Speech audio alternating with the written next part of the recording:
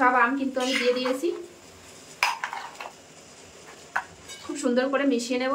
ঝামেলা ছাড়াই কিন্তু তোমরা এভাবে বাড়িতে বানিয়ে নিতে পারবে আর বছর জুড়ে কিন্তু খেতে পারবে। আর দেখো কত সুন্দর কালার এসেছে। আর তেলের পরিমাণ কিন্তু বেশি হলে কোনো ক্ষতি নাই, আর যদি কম হয়ে যায় পরে কিন্তু এরকম একটু গরম করে তোমরা দিয়ে দেবে এর ভিতর। নমস্কার বন্ধুরা, তোমাদের সবাইকে অনেক অনেক স্বাগত জানাই বন্যা রান্নাঘরে। আজকেও কিন্তু দুর্দান্ত একটা রেসিপি নিয়ে চলে এসেছি। আজকের রেসিপি হচ্ছে আম তেল। আম তেল কিন্তু যে কোনো মুড়ি মাখা বা খিচুড়ির সাথে কিন্তু সবাই খুব পছন্দ করে। আর এই গরমে কিন্তু প্রচুর পরিমাণে আম পাওয়া যাচ্ছে, কাঁচা আম। তো কাঁচা আমের সিজন থাকতে থাকতে কিন্তু তোমরাও বাড়িতে এইভাবে একবার আম তেল বানিয়ে দেখো। আশা করি অনেক অনেক ভালো লাগবে বন্ধুরা, আর বাচ্চা থেকে বড় সবাই কিন্তু পছন্দ করে। তো চলো কিভাবে বানাই প্রথম থেকে শেষ পর্যন্ত ভিডিওটি দেখো। আর যে সকল বন্ধুরা নতুন এখনো তো ফেসবুক থেকে দেখলে অবশ্যই পেজটি ফলো করবে, আর ইউটিউব থেকে দেখলে অবশ্যই চ্যানেলটি সাবস্ক্রাইব করবে। তো চলো শুরু করি কিভাবে বানাই, দেখতে থাকো। তো তার জন্য এখানে আমি আম নিয়ে নিয়েছি। এখানে 1 কিলো আম আছে, তোমরা চাইলে বাড়িয়ে কমিয়ে নিতে পারো। তো প্রথমে আমগুলো কিন্তু খুব সুন্দর করে আমি ধুয়ে জল ঝরিয়ে রেখেছি। তারপরেও কিন্তু গায়ে দেখো জল আছে। তো এই জলটা কিন্তু আমি একটা এরকম সুতির গামছার সাহায্যে কিন্তু খুব ভালো করে মুছে নেবো, কারণ আমের গায়ে যদি একটু জল থাকে তাহলে কিন্তু আচারটা সারা বছর জুড়ে রাখতে পারবে না। কোনো রকম জল কিন্তু দেওয়া যাবে না আচারে। তো এইভাবে সব আমগুলো কিন্তু মুছে নেবে খুব ভালোভাবে। কিন্তু আমের গা থেকে জলটা কিন্তু খুব ভালোভাবে যে গামছার সাথে কিন্তু আমি মুছে নিচ্ছি। একটু জল থাকলে কিন্তু হবে না। তো আমগুলো কিন্তু খুব সুন্দর করে এই যে জলটা মুছে নিয়েছি। এখন আমগুলো কেটে নেব।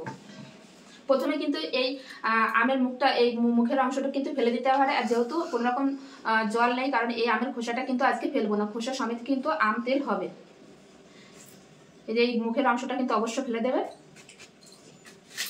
এবার মাঝখান থেকে কেটে নিয়েছি। এরকম আম দিয়ে কিন্তু খুব ভালো হবে, কারণ বীজটা খুব ভালোভাবে বসে গেছে ভিতরে। তো এরকম লম্বা লম্বা করে আমি কাটবো। তোমরা চাইলে তোমাদের পছন্দ অনুযায়ী তোমরা কাটতে পারো। তো আমি এরকম করে কিন্তু কেটে নেব। তো একইভাবে কিন্তু সব আমগুলো এই যে কেটে নিচ্ছি, এই দেখো। তো একইভাবে কিন্তু সব এই যে আমগুলো কেটে নিয়েছি।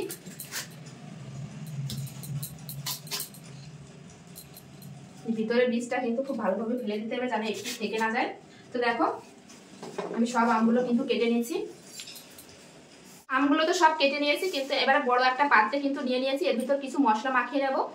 যেহেতু 1 কেজি আম আছে, তো 4 চামচের 1 চামচ লবণ দেব, দিয়ে দেবো 1 চামচ হলুদ, আর দিয়ে দেবো 1 চামচ লঙ্কার গুঁড়ো, দিয়ে খুব সুন্দর করে কিন্তু মেখে নেব।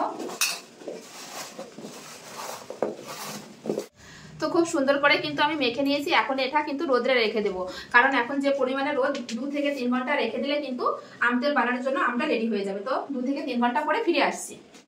আমগুলো কিন্তু শুকনো করে নিয়ে চলে এসেছি। এই দেখো ঠিক এরকম ভাবে কিন্তু শুকাতে হবে। একদম কিন্তু শুকিয়ে এরকম সলতে করে নিলে হবে না, ঠিক এরকম ভাবে শুকাতে হবে আমগুলো আম তেলের জন্য। তো এই পাশে আমগুলো থাক, এই পাশে কিন্তু গ্যাসের উপর কড়াই বসিয়ে দিয়েছি। এই যে একটা মশলা বানিয়ে নেব। তো মশলার জন্য কি কি নিয়েছি তোমাদের একবার বলে দিই। এখানে নিয়েছি আমি যেহেতু 1 কেজি আম নিয়েছি, সব 1 চামচ পরিমাণে নিয়েছি। এখানে নিয়েছি গোটা ধনে, গোটা জিরে আর গোটা সর্ষে। এখানে নিয়েছি কয়েকটা গোলমরিচ, নিয়েছি 1/2 চামচ মেথি, মেথিটা একটু কম নিতে হবে। নিয়েছি 1 চামচ হচ্ছে মৌরি।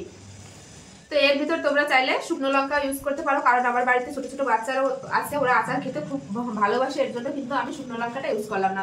তো এই কড়াইয়ের ভিতর শুকনো মশলাগুলো প্রথমে ভেজে নেব।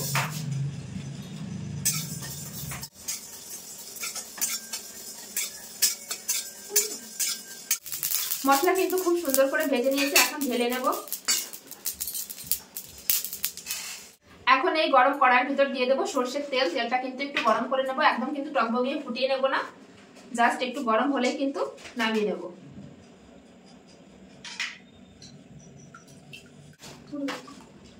তেল কিন্তু এই সাইডে গরম হতে থাক, ততক্ষণ কিন্তু এই যে ভাজা মশলাটা কিন্তু আমি গুঁড়ো করে নেবো। একদম কিন্তু মিহি করব না, একটু গোটা গোটা ভাব থাকবে। তো আমি মশলাটা গুঁড়ো করে নিয়ে ফিরে আসছি। মশলা কিন্তু ঠিক এইভাবে গুঁড়ো করতে হবে। আমিও কিন্তু সেই একইভাবে এই যে গুঁড়ো করে নিয়েছি। আর এই সাইডে কিন্তু তেলটাও কিন্তু খুব গরম হয়ে গেছে, এরকম হাত দিলে কিন্তু বোঝা যাচ্ছে যে তাপটা। তো তেল গরম হয়ে গেছে, এখন আমি গ্যাসটা বন্ধ করে দেবো, দিয়ে কিন্তু নামিয়ে নেবো কড়াই ধরে। তো গ্যাসের থেকে কিন্তু কড়াই ধরে তেলটা আমি নামিয়ে নিয়েছি। তো এবার এর ভিতর কিছু মশলা মিশিয়ে নেবো। প্রথমেই দিয়ে দেবো কালারের জন্য 1/2 চামচ হচ্ছে কাশ্মীরি লঙ্কার গুঁড়ো। এটা শুধুমাত্র কালারের জন্য। এবার দিয়ে দেবো যে ভেজে গুঁড়ো করে রাখা মশলা, তো পুরোটাই দিয়ে দেবো, দিয়ে খুব সুন্দর করে মিশিয়ে নেব। আর দিয়ে দেবো এখানে 1 চামচ আমি চিনি গুঁড়ো করে নিয়েছি, সেটাই দিয়ে দেবো। এটা দিলে কিন্তু টেস্টটা খুব ভালো আসবে। দিয়ে কিন্তু খুব সুন্দর করে মিশিয়ে নেব। মশলা কিন্তু খুব সুন্দর করে মিশিয়ে নিয়েছে। আগে যেহেতু লবণ হলুদ লঙ্কার গুঁড়ো মাখানো ছিল এজন্য আমি কিন্তু এখানে কোনো লবণ বা হলুদ ইউজ করলাম না। তো এখন যে আমটা, এই যে সেই আমগুলো কিন্তু দিয়ে দেবো এখন এই তেলের ভিতর।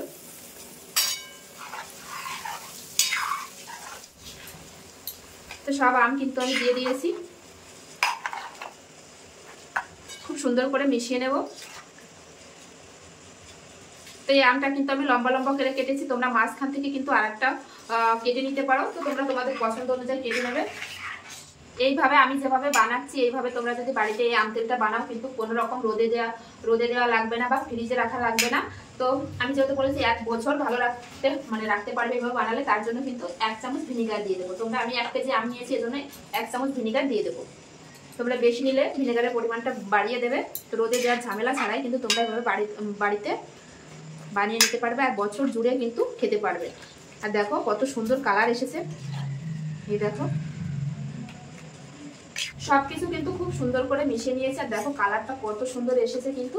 তো এবার কিন্তু একটা বয়ামের ভিতর ভরে রেখে দেবো। তো আমি এখানে প্লাস্টিকের বয়াম নিচ্ছি, তোমরা অবশ্যই কিন্তু কাঁচের বয়াম নেবে। কাঁচের বয়াম নিলে কিন্তু খুব ভালো হবে। তো আমি আজকে এই প্লাস্টিকের বয়ামে ভরে রাখবো। তো ভরে নিই চলো।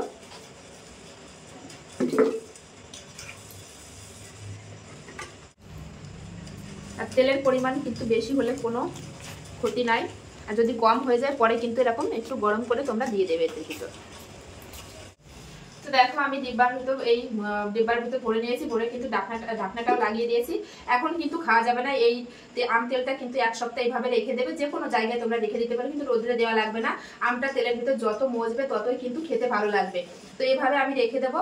আর এই ঢাকনাটা লাগাবে যখন একদম তেলটা কিন্তু পুরোপুরি ঠান্ডা হয়ে যাবে, তখনই কিন্তু ঢাকনাটা লাগাবে, না হলে কিন্তু ভালো হবে না, তেতো হয়ে যেতে পারে আম তেলটা। তো দেখো কত সুন্দর লাগছে। আর যত মজবে 1 সপ্তাহ পর, 2 থেকে 3 দিন পর থেকে কিন্তু খাওয়া যাবে এই আম তেলটা। তো আজকের এই রেসিপি আম তেলের রেসিপিটা কেমন লাগলো বন্ধুরা অবশ্যই কিন্তু কমেন্টে জানাবে। ভালো লাগলে অবশ্যই লাইক কমেন্ট শেয়ার করবে, শেয়ার করে কিন্তু অন্যকে দেখার সুযোগ করে দেবে। যে সকল বন্ধুরা নতুন ইউটিউব থেকে দেখলে অবশ্যই চ্যানেলটি সাবস্ক্রাইব করবে, আর ফেসবুক থেকে দেখলে অবশ্যই পেজটি ফলো করবে। এরকম নিত্য নতুন ভিডিও দেখতে হলে অবশ্যই বন্যা রান্নাঘর চ্যানেলটি সাবস্ক্রাইব করবে, আর এইভাবে আমার পাশে থাকবে। তো চলো বন্ধুরা ভিডিওটি এখানে শেষ করছি, আবার দেখা হবে নতুন কোনো রেসিপির সঙ্গে। আর কেমন লাগলো অবশ্যই কিন্তু কমেন্ট করে জানাতে ভুলবে না। তো চলো বাই।